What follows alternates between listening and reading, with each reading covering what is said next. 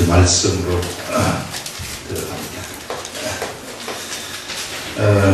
어린이 주일이라서 어린이를 가지고 하려고 했는데 하나님이 어저께 계속해서 우리 마태복음 하는 이 말씀을 계속 생각하게 하시고 주셨기 때문에 그냥 본문 그대로 나가는 걸로 합니다. 어저께 결혼식이 있어가지고 결혼식 우리 노회 목사님 중에 한 분 자녀가 결혼을 해가지고 딸내미가 결혼을 하는데 거기 이제 가서 우리가 정확히 정시에 도착을 했어요. 정시에 도착을 하는데 이미 자리가 다 차져 있더라고요. 그래서 결혼식을 이렇게 쭉 하는데 이제 서약하고 주례사를 이렇게 하는데 사람들이 들락날락 하면서 반가운 사람 만났다고 이제 막 인사하고 막 이러는 거예요. 그래서 이렇게 가만히 보면서 우리도 이제 자리에 앉지를 못하고 이렇게 뒤에서 가만히 이제 주례 목사님이 무슨 말씀을 하시나 하고 집중해서 들으려고. 보통 결혼식에 가게 되면은 우리 그냥 부주돈 내도 가서 그냥 점심이나 이렇게 빨리 먹고 오는 그런 형식 있잖아요, 이거. 근데 그날 따라서 이 말씀이 자꾸 생각이 나면서 전에 저도 그렇게 했었죠. 그냥 내고 가가지고 빨리 밥 먹고 가자 이렇게 했었는데 그날따라 이 형식, 오늘 전할 이 말씀이 자꾸 생각이 나는 거예요. 그래서 말씀을 드려야 되겠다. 이렇게 뒤에서 이제 말씀을 이제 주례 목사님 말씀을 이렇게 듣고 있는데 말씀이 사랑이라는 것은 그 목사님 말씀이 뭐였느냐 하면은 사랑이라는 것은 내 방식대로 사랑하는 것이 아니라 하나님이 주시는 방식대로 사랑해야 된다. 이런 취지의 말씀을 하셨는데 맨 마지막에는 한용운의 시를 얘기해가지고 조금 이상했어요. 어쨌든 그렇게 이렇게 경청을 하고 있는데 옆에서 이제 또 뭐 아는 목사님이 와가지고 인사하고 이러는 거야. 우린 지금 사실상 예배 같은 걸 드리고 있는데 반갑다고 와가지고 막 인사하고 또 듣고 인사하고. 야, 이걸 가만히 생각하면서요. 우리가 얼마나 많은 삶이 껍데기의 삶을 사는가, 형식적인 삶을 사는가. 그 결혼식이면은 우리가 지금 그쪽으로 내가 거기 간 이유는 한 4, 50분 운전해가지고 가서 어렵게 팍 거기 올라간 것은 우리 눈도장 찍으러 간 거 아니잖아요. 이게 만약에 눈도장 찍으러 갔다 그러면은 사실상 나는 거짓된 삶을 사는 것이나 다름이 없다고. 근데 거기 가가지고 정말 저 신부를 축복을 해줘야 되겠다. 하나님 안에서 잘 살 수 있도록 축복을 해주고 주례 목사님이 이렇게 말씀을 하실 때 그렇게 되도록 같이 빌어줘야 되겠다 하는 이런 생각, 거기에 참여하는 내 근본적인 진실함의 그 목적이라는 것이 그 속에서 드러나야 되는데 그냥 가가지고 그냥 돈 부주돈 그냥 이렇게 거기다 확 던져놓고 가가지고 그냥 밥 먹고 그냥 와버리면은 이게 무슨 의미가 있느냐. 그러면 나는 그 시간만큼은 거짓된 삶을 산 거거든요. 그러한 결혼식이라는 여기에서도 거짓된 삶을 산 거라고. 가가지고 그냥 많은 사람들이 집중하는 사람들이 거의 없어. 그냥 어떻게 해서든지 그냥 오랜만에 만난 사람들 인사 아니라고. 그 와중에. 그래서 이게 우리가 나뿐만 아니라 너무 많은 사람들이 또 너무 우리 세상이 형식적으로 바뀌었구나 하는 이런 것들을 많이 느꼈습니다. 어떤 사람은 우리가 처음 여기 대구 사는데 서울에서 상이 났다 그러면 절 한번 따가려고 서울까지 올라갔다 와야 되잖아. 그래서 이걸 해야 되느냐 말아야 되느냐. 그런데 서울까지 올라갈 때는 그 사람을 위로한다는 마음을 가지고 거기에 탁 올라가서 정말 위로의 마음을 가지고 그 사람 위로해 주면서 또 돌아간 사람에 대해서 조의를 표하고 딱 돌아오면 진실된 행동을 내가 한 거예요. 이런 삶. 우리 성경에 보니까 우리 예수님은 우리들한테 어떤 삶을 살라고 하느냐 하면요, 이런 진실된 삶을 살라고 말씀을 하고 계신다 하는 것을 우리가 알 수 있습니다. 오늘 얘기가 그거예요. 오늘 우리가 마태복음 23번인데 마태복음 23번 우리 보시면은 마태를 부르신 분과 금식 논쟁입니다. 마태를 부르신 분과 금식 논쟁. 금식 논쟁인데 우리 예수님은 어떤 것을 원하시고 우리들한테 어떤 삶을 살라고 하시는가, 이런 것들을 우리가 한번 말씀을 통해서 우리가 보자는 거예요. 예수께서 그곳을 떠나 지나가시다가, 그곳이라는 것은 중풍병자를 일으킨 그 장소입니다. 그 장소를 떠나서 이제 지나가십니다. 지나가는데 마태라 하는 사람이 세관에 앉아가지고 있었어요. 마태라는 사람이 세관에 앉아서, 여기 이제 세관에 앉아서 이제 세를 받고 있었겠죠. 세관에 앉아가지고 있었는데 예수님이 가시다가 길을 지나가시다가 누구를 보느냐 하면 마태를 보는 거예요. 그래, 마태를 본 다음에 나를 따르라 하시니 마태가 여기 세관에 앉았다가 일어나서 예수님을 따르는 거예요. 세상에 이럴 수 자기 직업 수행을 하다가도 따라간다. 이거는 이제 성경이 이렇게 쓴 것이지, 이제 세관에 앉았다가 세관에 앉아 있는데 예수님을 보면서 예수님을 따르게 되었다. 이런 중간 과정이 이제 생략된 거죠. 중간에 뭐 무슨 일이 일어날지 우리가 어떻게 알겠어요. 따를만 했기 때문에. 그리고 예수님은 마태를 딱 봤을 때 이미 마태 예수님을 보느냐면요, 절대 외모로 취하지 않으십니다. 언제나 내면을 보고 취하시는데 예수님이 마태를 봤을 때 내면으로 제자가 될 만한 제목이 되었기 때문에 마태를 취하시는 거거든요. 마태를 취했기 때문에 오늘날 마태복음이라는 것이 우리들한테 전해 내려오고 있는 것입니다. 얼마나 많은 말씀들이 이 속에 들어가 있는지 모릅니다. 얼마나 많은 하나님 나라의 정보들이 이 속 마태복음에 다 들어가 있는지 모릅니다. 그래서 사실상 우리가 마태복음 하나만 정확하게 띄시면은, 그러면은요, 하나님에 대해서 압니다. 진짜 삶 속에서 역사하시는 하나님의 말씀을 정확하게 알 수 있고, 말씀이 어떠한 건가 이런 것들도 알게 되는 거예요, 우리 마태복음. 그래서 이런 마태복음이 이제 마태 때문에 우리들한테 이제 이렇게 전달되어 가지고 내려온다 하는 것들을 우리가 알 수 있습니다. 그래서요, 마태를 이제 여기서 이제 취하시는데, 예수께서 취하신 다음에 마태라는 사람은 당시에 이 세리이며 직업이 세리이며 그 다음에 세리는 곧 죄인과도 같은 것으로 동격으로 이렇게 취급이 됐어요. 사람들로부터 천대를 받았던 사람들입니다. 그래서 세리는 언제나 자기 자신이 천대를 받았고 유대인들로부터 죄인 취급을 당했던 사람들이 세리들이에요. 근데 우리 예수님이 이제 마태한테 내가 오늘 저녁에 너희 집에 들어가가지고, 이미 이제 예수님은 이때만 하더라도 사람들한테 많이 알려졌어요. 많이 알려주셨고, 유대인의 선지자, 유대인의 선생님, 이 정도 급의 사람들도 그렇게 인식을 했단 말이에요.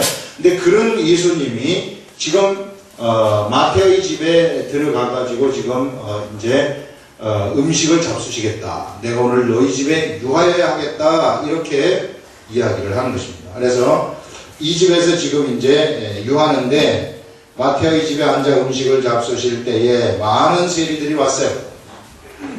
예수님이 마태의 집에 들어갔다 해가지고 이제 세리들은 세리끼리 또 친구 아닙니까? 끼리끼리 논다고 세상에서. 그래서 세리들이 많이 찾아와가지고, 야, 예수님 유대인 선생님이 마태의 집에 가셨구나. 마태의 집에 가셨구나 해가지고 마태의 집에 사람들이, 세리들이 많이 몰려 있습니다. 그 다음에 죄인들도 많이 나와 있고, 와서 예수님과 예수와 그 제자들과 함께 앉아서 밥을 먹는 겁니다. 그러니 여기서 이제 여기에 간 것을 바리새인들이 보고서 뭐라고 얘기를 하느냐 하면은, 사실상 당시 유대인들은 죄인의 세리하고는 교제를 안 했거든요. 죄인이기 때문에 죄인들하고 전혀 교제를 안 했습니다. 그래서 거기서 뭐라고 얘기를 하느냐 하면은, 너희 선생은 어째 저런 사람들만 하고 노느냐. 세리라든지 죄인이라든지 청녀라든지 뭐 이런 사람들하고만 어떻게 선생님이 그렇게 노느냐. 이런 질문을 바리새인들이 하는 거예요. 이 바리새인들. 이 바리새인들은 자기 스스로를 의인이라고 생각을 했습니다. 왜 그 스스로를 의인이라고 생각을 했느냐면은 그들은 율법을 모두 지켰다고 생각을 했기 때문에 스스로를 의인이라고 생각을 했어요. 그러나 여기 앉아 있었던 사람들은 자기 스스로를 죄인이라고 생각을 했습니다. 세리라든지 죄인들은 자기 스스로를 죄인이라고 생각을 했어요. 그래서 이 죄인인 이 사람들은 예수님하고 같이 앉았고, 바리새인들은 지금 밖에서 무엇을 비난하느냐면은 왜 예수님이 죄인들하고 같이 섞여서 노느냐, 이런 이야기를 지금 하고 있는 그런 상황이에요. 그러자 여기에서 예수님이 하시는 말씀, 이것을 들으셨어요. 예수님이 들으시고 이르시되 건강한 자에게는 의사가 쓸데가 없다. 건강한 자에게는 의사가 쓸데가 없지만 그러나 병든 자에게는 의사가 필요하다. 이렇게 이야기를 하는 것입니다. 그 말은 뭐냐면은 건강한 자, 바리새인과 같이 너희 스스로를 너희가 의인이라고 생각하는 이런 자들한테는 의사가 필요 없는 것처럼 내가 필요가 없다. 그러나 죄인이라고 생각하는 이런 사람들한테는 병든 자에게 의사가 필요하듯이 내가 필요한 것이다. 이런 얘기를 하는 거죠. 자, 이것은 지금 겉으로 건강한 자, 병든 자 이런 것이 아니라 영적 이야기를 지금 하고 있는 거예요. 영적 이야기. 여러분 세상에 지금 이제 그 구속사적인 관점에서요. 지금 여러분들한테 쭉 이야기를 한번 해보는데, 여러분 에덴 동산에서 아담과 하와가 하나님한테 범죄를 했습니다. 무슨 범죄를 했느냐면은 에덴 동산을 운영하는 하나님의 법이 있었어요. 그 법은 뭐냐면은 선과 악을 알게 하는 나무의 실과입니다. 나무의 실과를 먹지 말아라 하는 것은 뭐였느냐면은 바로 에덴 동산의 법이에요. 에덴 동산. 에덴 동산은 그래서 이런 법에 의해서 운영이 되었고, 에덴 동산의 아담과 하와는 이 법을 통해 가지고 하나님과 교제를 하는 것입니다. 법을 통해서 어떻게 하나님과 교제를 하느냐 하면은 선과 악을 알게 한 나무의 실과를 딱 보면서 저거는 하나님이 먹지 말라고 했다고 하면서 하나님 기억하는 거예요. 이런 방식으로 이 시대에도 마찬가지입니다. 이 시대에 우리가 말씀으로 하나님과 교제한다는 것은 말씀을 지킴으로써 내가 하나님과 교제하는 거예요. 예. 이 시대에도 언제나 우리들이 이런 말씀으로 교제를 하는 것인데, 이 말씀을 갖다가 어떻게 했느냐 하면은 아담과 하와가 먼저 파괴를 했어요. 파괴를 하면서 말씀이라는 것은 법이라는 것인데, 법이 파괴되면서 뭐가 들어왔느냐 하면은 죄라는 것이 들어왔습니다. 이때 들어온 죄는 영적인 죄입니다. 영적인 죄. 이 영적인 죄라는 것이 뭐냐 하면은 사람한테는 이 사람의 본체가 본래 만들어질 때, 하나님이 본래 하나님을 만드실 때 어떻게 만드셨느냐 하면은 육체도 보이지만은, 육체가 육으로 보이는 게 육체지만은, 그러나 사실상 육체는 껍데기로 만든 것이고 그 속에 영을 하나님이 불어넣으셔가지고 영적인 것이 영의 사람을 만든 거예요. 그래서 생영이라고 사람을 얘기를 한 것입니다. 살아있는 영이다. 그래서 영이 근본적인 본체가 되는 것이고, 영이 그 사람의 진짜 모습인 거예요. 진짜 모습. 그래서 이렇게 만들었는데, 이것이 여기서 이제 법을 주셔가지고 법을 지키라고 했는데, 사람이 그 법을 지키지 아니하자 어떤 일이 발생을 해버렸느냐 하면은 여기서 죄라는 것이 들어오게 됐는데, 바로 영적인 죄가 들어오게 된 거예요. 이것 때문에 사람은 어떻게 되느냐 하면은 사망에 빠질 수밖에 없게 되어버렸다는 거예요. 사망이라는 것은 영원한 죽음을 얘기하는 것입니다. 영원한 죽음으로 갈 수밖에 없었다. 자, 이와 같은 이제 이 운명에 처해지자 이것을 돌이킬 수 있는 유일한 길은 뭐냐 하면은 생명을 드리는 거예요. 생명을. 유일한 길인데 이 생명이라는 것은 사람이 가지고 있는 생명을 들여가지고는 효력 발생이 안 됩니다. 왜 사람이 가지고 있는 생명 가지고는 효력 발생이 안 되느냐 하면은 범죄한 사람은 이미 수명이 정해져 버려져 가지고 이거는 가장 많이 산 사람이 900 몇 세요? 969세? 네? 960세. 네, 900 무두셀라가 가장 오래 사는데 이만큼 사는 이 생명은 진짜 생명이 될 수 없어요. 왜? 죽기 때문에. 진짜 생명이라는 것은 영원히 사는 생명이 진짜 생명이 되는 겁니다. 그래서 이 죄를, 이것을 없애기 위해서는 진짜 생명을 드려야 되는데 이 진짜 생명은 누구만이 가지고 있느냐 하면 하나님만이 가지고 있어요. 그래서 하나님이 세상에 오셔야 된다는 거예요. 하나님이 세상에 오시지 않으면은 세상의 사람들이 이 여기서 지은 죄를 갖다가 용서받을 수가 없어요. 그래서 하나님이 영원한 생명을 주시기 위해서 하나님이 세상을 오시는데 그러면 세상을 오실 때 그냥 무턱대고 어느 날 갑자기 그냥 한국 무슨 서문시장이라든지 시장통에 툭 떨어져가지고 내가 예수다 나를 따르라. 내가 너희들을 구원하러 왔다 구원자다 나를 따르라. 이러면은 오겠습니까 사람들이? 그렇게 하지 않아요. 이 하나님은 이제 하나님 자신이 세상에 오시는 과정을 이제 보여주시는데 그 과정을 위해서 누구를 선택하느냐 하면 한 사람 아브라함을 선택하시는 거예요. 예. 한 사람 아브라함을 선택을 하셔가지고 아브라함한테 약속을 한 다음에 그것을 또 이 아브라함을 통해 가지고 자손을 길러내기 위해서 애굽 땅으로 보내는 것입니다. 애굽 땅으로 보내 가지고 이 애굽 땅에서 인구를 약 250만으로 성장을 시키신 다음에 그래서 출애굽을 하게 해가지고 가나안 땅에 들어가서 가나안 땅에 들어가기 전에 뭘 주시느냐 하면은 제사법을 주시고 가나안 땅에 들어가기 전에 율법을 주시는 거예요. 중간에 율법이 나오는데요. 왜 중간에 율법을 주시느냐 하면은 사람들이 영적인 죄를 범해가지고 영적인 죄가 그 속에 들어왔는데 사람이 밑으로 이렇게 쭉 후대를 타고 내려가면서 뭐를 깨닫지 못하느냐 하면은 자기가 죄인이면서도 죄인임을 스스로 깨닫지를 못하는 거예요. 그러면 죄인임을 스스로 깨닫지 못하는 사람들한테는 아무리 예수님이 와도 필요가 없어요. 아무리 예수님이 와도. 우리 사람이라는 것은 이게 지적인 동물입니다. 이성을 갖고 있어요. 이성이 내가 죄인이 아니다 생각하면은 절대 마음속으로 예수님을 받아들일 준비가 되어 있지 않습니다.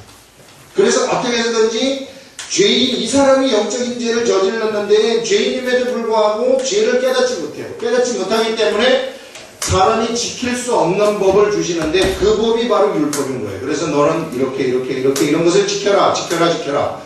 5만 가지, 613가지 그냥 이 법들을 쫙 주신 다음에 이거 하나라도 어기면은 너는 죄인이다. 그러면 죄인이면 어떻게 합니까? 죄를 없애는 방법이 있는데 그 방법이 뭐냐 하면은 네가 죄를 지었으면은 제사를 드리라 해가지고 이스라엘 백성들한테 제사법을 딱 주면서 죄가 어떻게 사해지는가를 처음으로 알려주시는 것입니다. 제사의 방법을 알려주시는 거예요. 너의 죄라는 것은 네가 가지고 있는 죄는 네 스스로 사할 수 없다.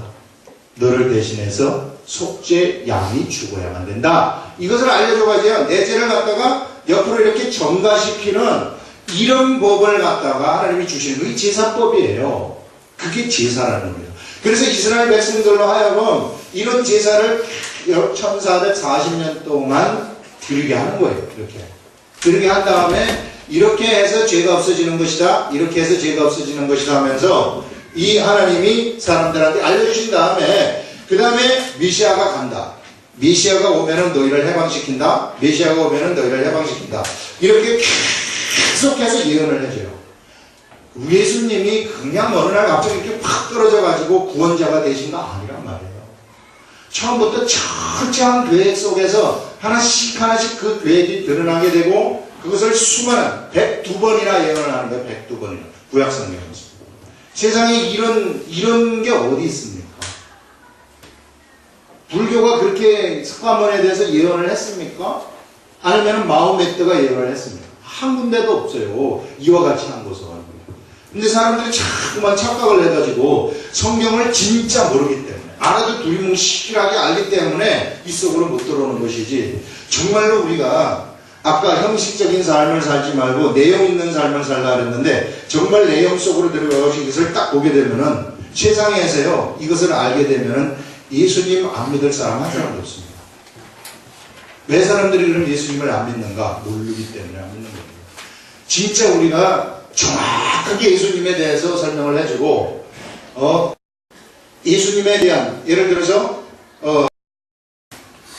성경 공부를 1년 동안 한 다음에 시험을 쳐가지고 이 시험에 따라서 직업을 다 정해준다. 그래가지고 1년 동안 성경 공부를 진짜 빡시게 하려면요, 1년 동안 성경 공부 딱 하고 나면 거의 99%다 예수 믿을 거예요. 사람들이 이거는요, 이거 지금 당장 내가 알았다 그래가지고 나한테 직업을 가져다 주는 것도 아니고, 나한테 무슨 대학 시험에 붙여주는 것도 아니고, 이러기 때문에 소홀히 한다. 소홀히 하기 때문에 안 배우고 관심이 없는 거죠. 그러나 여기 속에 들어가가지고 진짜 공부하듯이 1년만 진짜 배우고 나면은 세상에 예수님 안 믿을 사람 한 사람도 없어요. 진짜. 여기에 진짜 진리가 다 포함되어 있기 때문에. 그래서 이런 법을 철저하게 주시는 거예요. 그렇게 해가지고 예수님이 오시는 겁니다, 세상에. 우리 예수님이. 그래서 여기는 지금 이제 율법을 줬는데, 본래 율법을 준 목적이, 제가 지금 이걸 얘기하는 것은 뭐냐면은, 율법의 목적이 뭐냐면 사람을 죄인으로 드러나게 하는 거예요. 내가 죄가 있으면서도 죄인임을 모르니까 율법을 줘가지고 너는 죄인이다 하고 만들어주는 거예요. 그런데 바리새인들은 어떻습니까? 자기네들은 하나님이 준 율법을 갖다가 전부 지킨다고 생각을 했어요. 당시에 5,000명 정도가 있었다고 얘기를 합니다. 그러니 예수님이 볼 때는 얼마나 웃기겠습니까? 본래 죄인이라서 죄를 깨닫도록 하기 위해서 율법을 준 것인데, 그 율법을 지킨다고 하니까, 본래 못 지키도록 만들어진 법인데, 자기네들이 율법을 지켜서 자기네들이 의인이라고 하니까 예수님이 보실 때, 하나님이 보실 때 얼마나 웃기겠는 거냐고요, 이 사람들이. 그러면서 진짜 자기네들이 의인처럼 세상을 살아가는 겁니다. 그런데 이 사람들은요 전부 죄인이거든요. 벌써 세리라든지 창녀라든지 이런 사람들은요 전부 죄인들이에요. 그래 죄인이면 어떡합니까? 그러면 내가 죄인이면 어떻게 하면 좋을까요? 나는 진짜 죄인인데 율법을 못 지키니까 죄인이 되면서, 영적인 이 죄인이 되면서 이 죄를 없애줄 그 무엇인가가 그들한테 이제 필요함, 그들에게 수요가 생기는 거예요. 죄를 없애줄 분이 필요하다.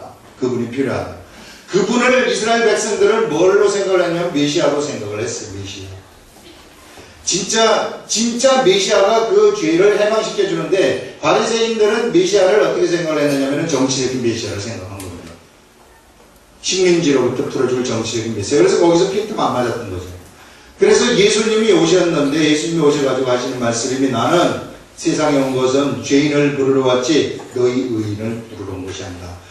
그래서 세상에서는 분명한 것은 뭐냐면은, 건강한 자한테는, 영적으로 건강한 자한테 의사가 필요 없고 영적으로 병든 자한테 의사가 필요한데, 인간들은 전부 다 영적으로 병이 들었다. 인간들은 영적으로 다 병이 들었기 때문에 그것을 지금 내가 고치기 위해서 온 것이다. 예수님 지금 그 말 하시는 거예요, 여기서. 그러면서 여기서 하시는 말씀이, 병든 자에게라야 쓸데있느니라. 너희는 가서 내가 긍휼을 원하고 제사를 원치 아니하노라 하신 뜻이 무엇인지 배우라. 긍휼을 원하고 제사를 원치 아니한다. 이게 이제 오늘의 주제인데요. 예수님이 보세요. 자, 긍휼을 원하고 제사를 원치 아니한다. 본래 제사라는 것은 뭐냐 하면은, 이스라엘 백성들이 양을 드리면서 죄를 이 양한테 전가시켜 버리는 겁니다. 이게 자신의 죄를 갖다가 여기다가 전가시키는 거죠. 그래가지고 내 죄가 면해지는, 그래서 이걸 우리는 속죄양이라고 얘기를 하는 거예요. 속죄양. 성경에서는 염소라고 되어 있는데, 우리가 생각하는 염소하고 이스라엘 사람들이 생각하는 염소하고 틀려요. 거의 양 같습니다. 이게 이제 속죄양. 그래서 이 속죄양을 제사법을 통해 가지고 속죄양을 드리는데, 그래서 이 제사법을 어디에서 드리느냐, 제사를 어디서 드리냐면은 성전에서 드리는 거예요. 성전의 모양이 이렇게 생겼죠, 이렇게.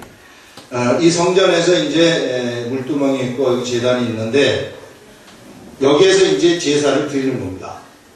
여기서 제사를 드리는데 제사를 드릴 때에는 이스라엘 백성들이 전부 모여요. 여기 전부 다 모여가지고 제사를 다 드리는데 이 제사를 드리면서 나의 죄를 사해 주시옵소서, 나의 죄를 사해 주시옵소서 이렇게 하는 거예요. 그런데 바리새인과 서기관들, 당시의 바리새인과 서기관들은 자신은 율법을 드리면은 전부 다 이 율법을 지키기만 하면은 자기는 의인들이라고 생각을 했어요. 그 다음에 여기에서 드리는 양이라든지 이런 제사법을 할 때 이것이 어떻게 되느냐면은 그냥 의례적으로 드리는 형식으로 빠져버렸다. 의례적으로 드리는 형식. 그냥 가가지고 때가 되면 우리가 드려야 되는구나 해가지고 양을 잡아가지고 드려라. 그래서 댕기면서 그냥 이렇게 의례적으로 드리는 마당만 성전 뜰만 밟고 나오는 거예요. 그 속에 뭐가 들어가지 않았느냐면요 마음이 하나도 들어가지 않았고 진짜 왜 제사를 드려야 되는가 하는 것을 모른 채로 거기에 들어가게 됐다는 거예요. 이게 사람들의 본성 중에 그런 것들이 있어요. 똑같은 것을 두 번, 세 번 반복하게 되면 마음이 빠져버리고 몸만 가게 되는 이러한 습성들이 있는 것입니다. 이거를 조심해야 된다는 거예요, 여러분. 이게 우리가 형식화되어 버린다는 거거든요. 이때 우리는 어떤 삶을 살게 되느냐 하면 거짓된 삶으로 빠지게 되어버린 거예요. 우리들의 삶이라는 거짓된 삶으로 빠집니다. 예배도 마찬가지예요. 오늘날 우리들이 드리는 예배 한번 보세요. 예배를 드릴 때 우리가 왜 예배 드리러 나옵니까? 진정으로 예배 드리러 나오는 목적이 무엇인가? 이것을 좀 알아야 된다고. 예배라는 것은 하나님이 기뻐하시는 거룩한 산제사로, 제사라는 것은 제물입니다. 내가 내 자신을 하나님이 기뻐하시는 거룩한 산제물로 드리는 거예요. 온전한 헌신을 얘기하는 거죠. 내가 오늘 예배 드리면서 온전한 헌신을 다짐할 것입니다. 하나님 아버지, 내가 헌신하러 나왔습니다. 저는 헌신한 일생을 헌신할 것입니다. 이거 생각하면서 하나님 높이고 찬양하는 이러한 기쁜 마음으로 예배 드리러 오는 거거든요. 그런데 이것이 형식화가 되어버리면은 그냥 와가지고 목사님 이렇게 오늘은 이렇게 뭐 길까 아니 지가 어디 가야 되는데 이런 생각으로 가득 차 있을 것 같으면 속에서 이제 그냥 조금씩이 나는 거죠. 빨리 이렇게 돼버리면은 나는 그냥 형식의 삶을 사는 거예요. 거짓된 삶을 사는 거죠. 왜? 그 속으로 들어오지 못하니까. 얼마나 많은 사람들이 이런 형식에 치우쳤기 때문에 그들이 어떻게 변했는지 알아요? 제사를 갖다가 형식으로 지냈기 때문에 이 제사는 본래 속죄함을 위해서 제사법을 주신 것인데 이것이 형식으로 변해버리니까 종교인이 되어버리는 거예요. 사람이요. 하나님하고의 관계 속에서 하나님이 주신 형식이 있어요. 형식도 굉장히 중요한 것입니다. 형식이 안 중요하다 이런 거 아니에요. 형식이 정말로 중요해요. 제사 없으면 큰일 나요. 제사 안 드리면 큰일 납니다. 제사라는 형식이 있는데 여기다가 무엇을 실어야 되냐면 그 진정한 내용을 실어야만 형식이 빛이 나는 거거든요. 이것이 하나가 되라는 거예요. 이렇게 하기 위해서 줬는데 이게 빠져버리니까 문제가 생기게 되는 거죠. 그렇게 되면은 나는 종교인이 되어버리고 종교인이 되어버리면은요 뭐가 되느냐면 예수님을 죽이는 일까지 생겨나게 돼요. 하나님의 사람들을 막 죽입니다. 여러분 교회에서도 하나님의 사람들을 막 죽여요. 왜? 내가 형식화가 되어버리면은 형식적으로 내가 예배를 드리고 형식적으로 교회 생활을 하고 형식적으로 이게 내 교회이기 때문에 내가 헌금 많이 해서 세운 내 교회다. 그런 생각을 가지고 이런 생각 형식적으로 알맹이가 빠져버린 상태에서 가버리면은요 옛날에 바리새인들 능가합니다. 이 도달하는 새싹들을요 그 사람들이 얼마나 팍팍 잘라버리는지 몰라요. 그래서 중요한 것이 뭐냐면은 언제나 형식도 중요하지만 그 속에 내용물을 채워야만 된다. 진정한 마음이 그 속에 들어와야 된다는 거죠. 예배의 진정한 목적이 무엇이냐? 기도의 진정한 목적이 무엇이냐? 금식의 진정한 목적이 무엇이냐? 목적대로 행동을 해야 되지. 그냥 껍데기로 행동을 해버리면은 내 인생이 거짓된 인생이 되어버린다. 우리 하나님은 그것을 지금 우리들한테 얘기를 하고 있는 거예요. 절대 거짓된 인생을 살지 마라. 네가 작은 일을, 아무리 작은 일을 하나 한다 할지라도 그 속에 진정한 그 일을 하는 목적이 무엇인지 알아라는 얘기죠. 예. 직업 수행을 한다든지, 그 다음에 어디 결혼식에 간다든지, 그 다음에, 또 무슨 행사를 한다든지 이런 행사를 하게 되면은 거기에 분명한 목적이 무엇인가를 알고 거기에 맞게 내가 행동을 하여라. 이렇게 이야기를 하는 겁니다, 이게. 이런 사람이 진정한 삶이라는 것이고, 이런 삶을 살 때 이것을 보통 사람들은 그렇게 살지 못해요. 그러나 우리가 이런 삶을 살게 되면은 그 사람은 삶 속에서 진정한 삶이 무엇인지를 발견하게 된다는 것이죠. 예수님은 이런 사람을 지금 찾고 있다는 거예요. 이런 사람. 바리새인과 서기관과 같은 그 당시의 사람들, 율법주의에 젖어 있는 사람들이죠. 이게 율법주의. 예수님은 세상에 오셔가지고 율법주의에 젖어 있는 이 사람들을 변화시키지 않습니다.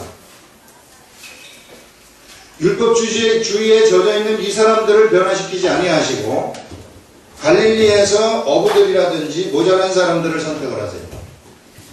그들을 선택해가지고 예수님이 제자들로 삼으시는 거예요. 그게 이제 뒷부분에 나오는 것입니다. 뒷부분에 나오는 것이 뭐냐 하면은 바로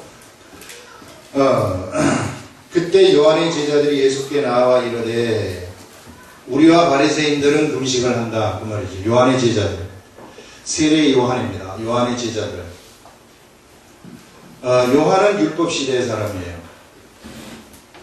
율법시대의 사람으로서 예수님을 소개하는 임무를 맡은 사람이 요한입니다. 세상 사람들한테 예수님을 이분이 그분이시다 하고 소개시켜주고 이제 바로 하늘나라로 가버리는 이런 역할을 한 사람이 요한인데, 요한의 제자들 중에 두 사람, 요한하고 우리가 이 사도 요한이 있어요. 세례 요한의 제자 중에 사도 요한하고 그 다음에 안드레인가요? 네?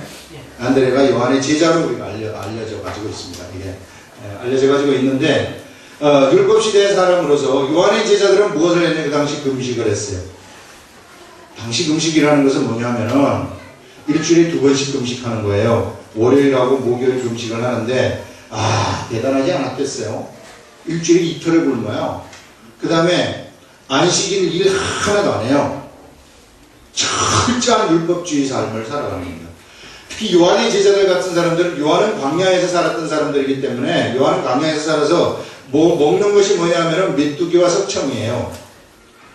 메뚜기와 석청. 메뚜기하고 석청은 이게 야생 꿀을 얘기하는 겁니다. 그러니 굶는 게 그냥 밥 먹듯이 했던 사람들이 이제 이런 사람들이죠. 이게. 근데 이 제자들이 와가지고 우리의 제자들은 우리 금식을 하는데 왜 당신의 제자들은 금식 안 합니까? 이렇게 딱 물어요. 그러자 예수께서 그들에게 이르시되 혼인집 손님들이 신랑과 함께 있을 동안에 슬퍼할 수 있느냐. 지금 예수님의 제자들이 쭉 따라다니는데 혼인집 손님들이 신랑과 함께 있다. 그 말은 신랑하고 지금 예수님의 제자들이 예수님을 신랑으로 표현을 한 겁니다. 그래서 혼인집 손님들이 신랑과 함께 있기 때문에 여기서는 슬퍼할 수 있느냐. 그 말은 혼인집에서 슬퍼하게 되면은 혼인집 분위기 다 망쳐버린다 그런 얘기예요. 혼인을 하는데 가가지고 그냥 눈물 내면서 울어보세요. 갑자기 결혼식장에서 딴딴딴 하는데 거기서 막 울어보세요. 분위기 어떻게 되겠나. 그렇게 분위기를 망치는 것이 아니다. 그래서 혼인집 손님들이 신랑하고 같이 있을 때는 이게 슬퍼할 수 있냐. 그 당시 금식하는 것은 슬픈 것으로 생각을 했어요. 사실 금식이 슬픈 것이 아닌데, 이 사람들은 왜 금식을 했느냐면은 월요일, 목요일 금식을 할 때는 죄까지 뒤집었어요. 죄까지 뒤집어써가지고 슬픈 기색을 하면서 내가 굶었다 하면서 나를 좀 알아주라 이거죠. 금식을 이렇게 하니까 나는 철저하게 하나님의 말씀대로 살아가는 사람이다. 겉다르고 속다른 외식하는 그 모습이 거기서 탁 나오는 거죠. 외식의 모습. 외식하는 거, 이것도 참 문제야, 외식. 외식이 뭐예요? 외식. 겉과 속이 다른 거 아니겠어요? 겉과 속이 다른 거. 이중인격. 히포크라시라고 해요. 이중인격. 우리나라에 얼마나 외식이 많은지 몰라요. 외관주의. 우리나라는 참, 우리나라는 개혁돼야 된다고 좀 생각을 하고 있는 사람 중에 하나인데, 일단 뭐가 개혁이 돼야 되느냐 하면은, 고등학교에서 대학교 들어갈 때 좋은 대학 나왔으면 좋은 대학 나온 이것이 일생을 밥 벌어 먹고 살게 만드는 수단이 될 수 있다는 거. 이거 완전히 뜯어 고쳐야 돼요. 여러분, 미국 사회는 절대 이러지 않아요. 미국에서 하버드 대학 나왔다. 나온 것까지 잘했구나 이렇게 해요. 그 다음에 3년이 지나요. 3년 동안 뭐 했느냐 보자. 이거 바로 딱 들어갑니다. 예. 근데 우리나라는 하버드 대학 같은 대학을 나왔다 이러면은 3년 이거 누가 봐요? 안 봅니다. 대학 교수 뽑을 때도 무엇이 우리나라에서 가장 중요한 요소 중에 하나냐면은 대학교 어디를 들어가느냐 이거거든요. 그리고 우리나라가 어떤 면에서는 참 머리만 잘 쓰면은 우리 정말 일생을 편하게 먹고 살 수 있는 나라가 우리나라예요. 예. 쫙하고 외우기 열심히 해가지고 사법고시 합격 딱 됐다. 검사 돼가지고 죽을 때까지 그냥 편안하게 사는 게 우리나라예요. 그러나 미국 같은 데는 3년 동안에 성과를 딱 보는 겁니다. 성과가 없다 그러면 안 되겠습니다. 내려가는 거예요. 철저한 성과주의죠. 예. 여러분 프로야구 한번 보세요. 프로야구에서 굉장히 잘하던 사람이 이성혁 같은 사람 보세요. 너무나도 잘하는 사람. 그럼 죽을 때까지 그 사람 그거 가지고 먹고 살아야 되는데 절대 그 다음에 못해버리면 바로 2군으로 내려가죠. 이게 철저한 성과주의거든요. 이게. 그래서 중요한 건 뭐냐면은 외관으로 뭔가 이게 우리나라가 너무 외관에 치우쳐 있다는 거예요. 특히 학벌이라든지 이런 쪽에 치우쳐가지고 무능력한 사람들이 각 요소에 얼마나 많이 들어가서 허례 허식을 하고 있고 그 다음에 거짓된 삶을 조장하고 있는지.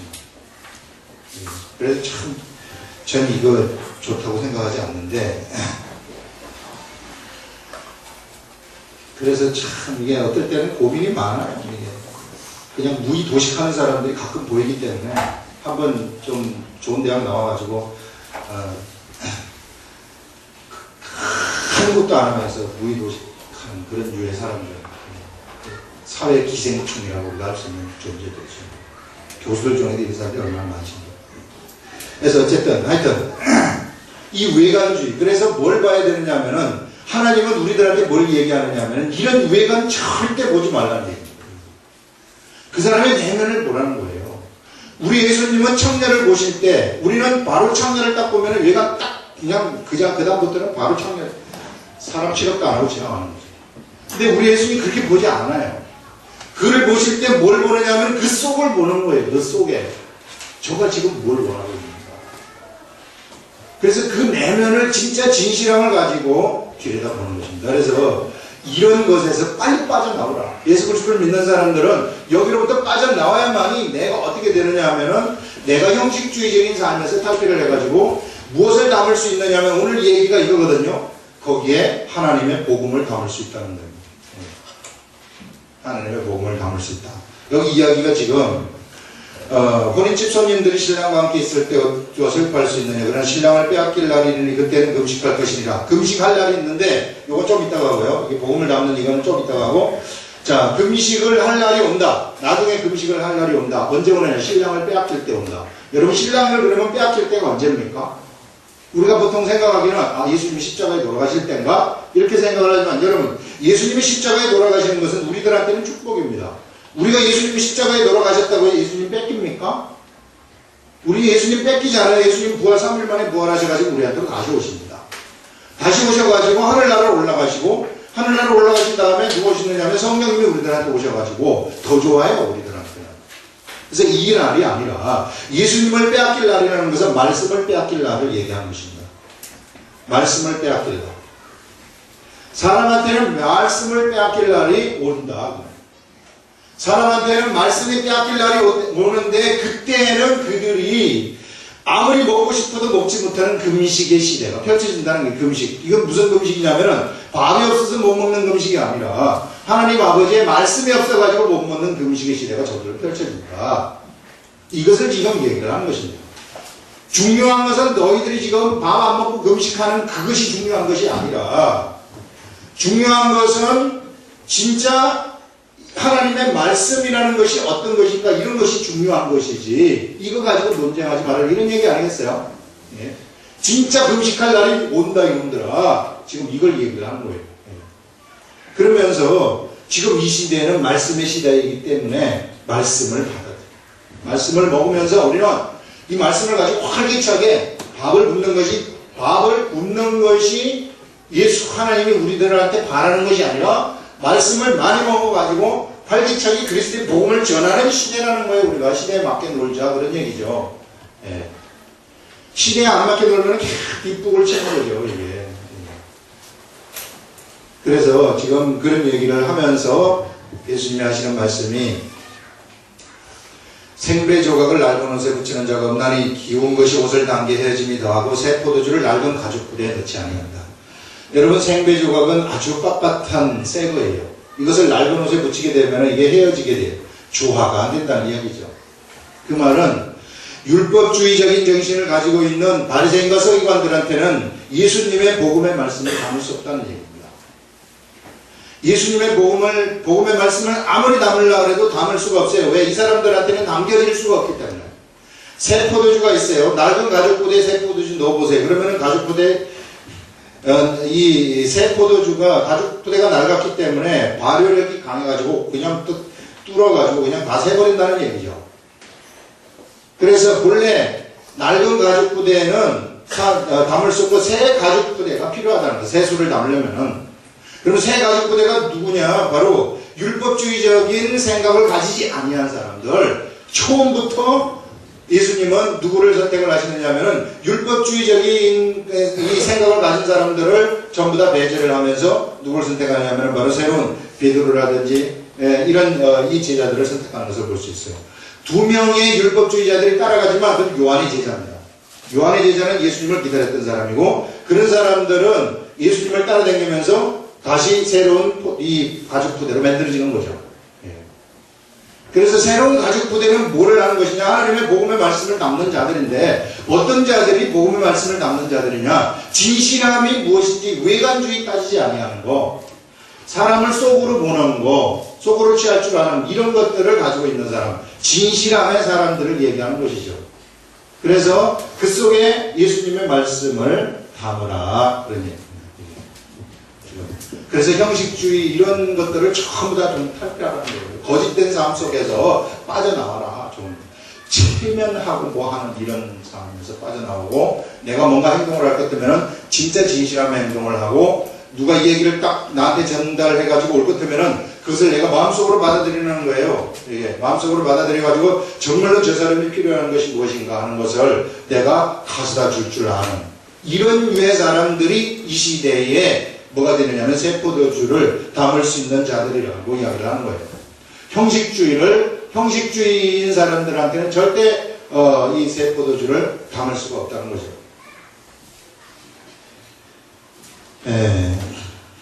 그래서 우리가 작은 소리라도 우리가 하나씩 내 삶 속에서 진실함을 듣는 것이 얼마나 중요한지 모릅니다. 이게 그냥 습관적으로 이렇게 가버리는 그런 것이 아니라 하나하나를 중요하게 생각을 하는 그런 얘기죠. 되게.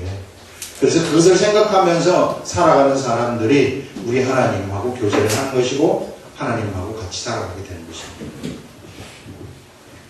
지난주에 눈상이 있어가지고 서울 올라가면서 수많은 서울에 사람이 참 많아요. 지하철에 그냥 수많은 사람이 저 사람들이 뭘 하고 살까 이런 생각을 하고 가는데 여기 있는 거예요. 고속터미널역에 이렇게 딱 4호선을 타고 고속터미널역에 이렇게 쫙 가는데 말끔하게 입은 사람이 나한테 인사를 딱 하더니 어디 길 물르는 줄 알았는데 제가 지금 순천을 가야 되는데요. 차비가 없어서 그런데요. 그래서 이렇게 딱 보니까 뭐 깔끔하게 차려에 입은 것 같아요. 그래서 그 얼마나 한 10,000원 정도만 주려고 그랬는데 갑자기 25,000원인데 이러는. 그래, 25,000원 너무 많은데 하면서 이렇게 나왔어요. 계단에 딱 올라가는데 야, 이거 내가 잘못했구나. 내가 25,000원 주고 오는 건데 나한테도 그 당시 30,000원 있었거든요. 그래서 이거 주고 오는 건데 이런 생각이 딱 들더라고요. 그 사람이 진짜 내가 속을지언정 진짜 그 사람이 순천에 갈 돈이 없다면 집에 못 가는 거 아닌가. 이런 생각이 들면서 내려갈까 하다가 다시 그냥 뭉겨버리고 그냥 갔어요. 그 집에 올 때까지 얼마나 가슴이 아팠는지 몰라. 아, 내가 이게 이런 삶을 내가 살면 안 되는데. 거기서 제가 반성을 하면서 정말로 그 사람이 필요로 했다면은 내가 그거 주는 것이 낫다. 아무리 작은 소리가 들려온다 할지라도 그 작은 소리를 듣고 뭉개지 말라는 얘기죠. 그렇게 되면은 내가 그 작은 소리를 내가 이렇게 그냥 무시해버리고 이렇게 돼버리면은 그럼 나는 형식적인 삶을 사는 것이다. 나는 습관적으로 우리 보통 오면은 맨날 여기 오는 사람 한 사람인데 돈 그냥 1,000원 줘서 보내고 1,000원 줘서 보내고 이러다 보니까 구걸하는 사람이다 싶은 이런 생각 때문에 했는데 정말로 그 사람이 간절히 집에 갈 것이 필요한데 돈이 없다면은 그럼 내가 그거 문제는 거 아니야. 작은 소자가 나한테 손을 돌렸는데 내가 그걸 캐치 못해서 둔해가지고 캐치 못해가지고 잘못한 거 아니야. 이런 생각이 들면서요. 이거 되게 많이 했어요. 네. 다음부터 만나면 내가 그렇게 하겠습니다. 네? 앉아도 된다고? 그러면 안 된다니까. 그 사람은 사기꾼이라 할지라도 우리가 근데 그 사람 딱 보니까 깔끔하게 잘 읽었어요. 그래서 어쨌든 하여튼 제가 뭐 순진해가지고 어째 그런지 모르겠지만 너무 우회가 되더라고. 그래서 다음부터는 그렇게 하겠습니다. 그렇게 생각하는데 우리가 이게 정말 이게 작은 소리일지라도 이렇게 들을 줄 알아야 됩니다. 그런 게 우리가 정말 필요해요. 진실함의 삶 속에서는 그게 필요하다.